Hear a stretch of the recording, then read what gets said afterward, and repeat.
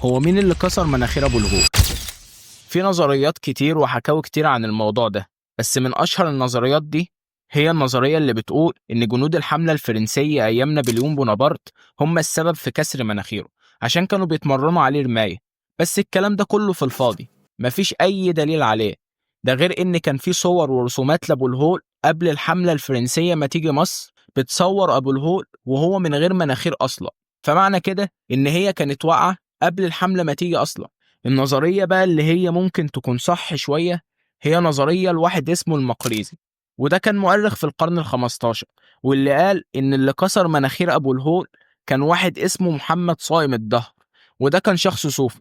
طب كسر مناخيره ليه طيب يا عم الحاج مقريزي؟ قال لك عشان اعتبر أبو الهول صنم وثني، وده بعد ما شاف الفلاحين بيقدموا له قرابين وهدايا عشان يزود المحصول بتاعه. بس كده، بسيطة. اعمل لايك واشتراك واكتب لنا رأيك في التعليقات وأهم نظرية شايفها صح، وما تنساش تصلي على النبي.